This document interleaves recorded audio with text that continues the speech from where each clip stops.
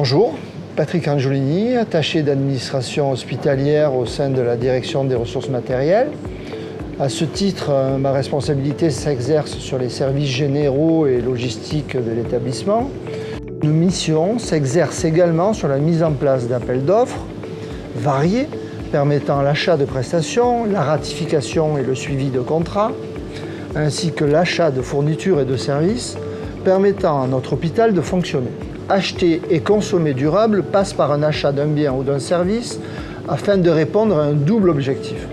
Améliorer les performances de l'entreprise, être respectueux de l'environnement et de l'humain, depuis la fabrication des produits achetés jusqu'au fonctionnement de sa propre organisation. À cet effet, une politique d'achat durable responsable s'inscrit dans la démarche RSE de l'entreprise.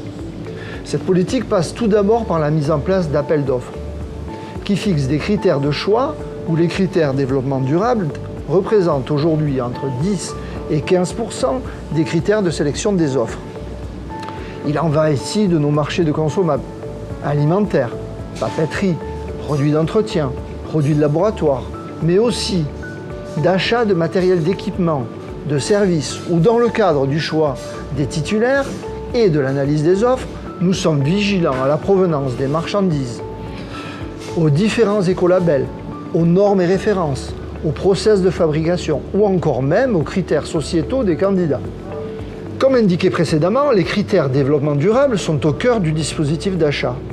Les exemples les plus prégnants dans notre secteur sont, bien évidemment, je commencerai par l'achat de 3 véhicules électriques achetés l'an dernier sur l'enveloppe fonds vert attribué par le gouvernement au centre hospitalier Princesse Grasse.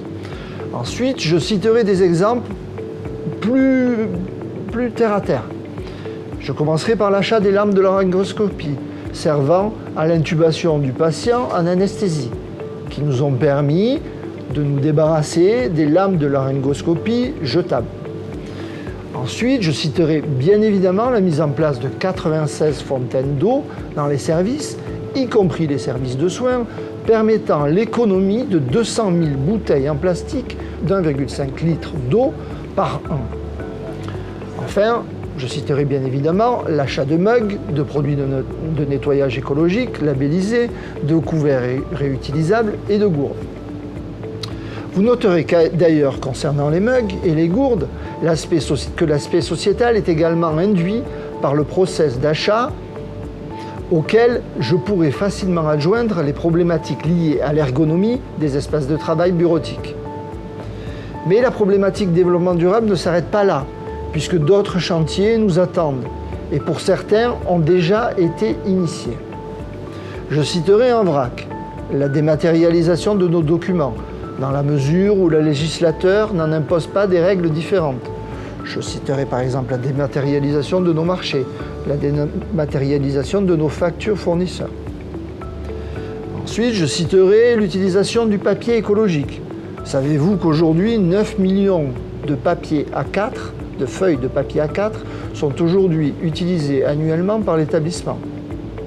Je pense que vous l'avez compris, aujourd'hui, l'achat dans notre univers est en train de subir, sous l'effet du développement durable, de profonds changements.